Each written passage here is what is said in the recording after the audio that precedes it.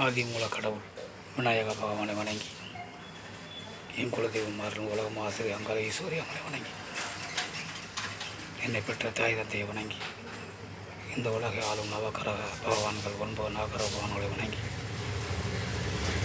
சோதட தந்தை பரகாசுர முனிவர் பகவானை வணங்கி, சோதட ஜாம்பவான்கள் சோதட மேதைகள் அனைவரையும் வணங்கி, உங்களோடு சிறு சோதட கருத்தை பகிர்ந்து கொள்ள வருகிறேன். லக்னத்திற்கு 11வது இடம் என்பது லாபஸ்தானம். இந்த லாபஸ்தானத்தில் எந்த கிரகம் இருந்தாலும் 95% நன்மையை செய்யும். அதிலும் குறிப்பாக பாவக்கிரகங்கள் இருந்தால் மிகவும் சிறப்பு. அதனால் 11வது இடம் என்பது ஜாதகர்களுக்கு நல்ல பலனை கொடுக்கும் இடம். அந்த இடத்தில் எந்த கிரகம் இருந்தாலும் நாம் பயப்பட தேவையில்லை. அதிலேயும் 3 கிரகம் 4 கிரகம் இருந்தால் அந்த ஜாதகர் அதிர்ஷ்டசாலி.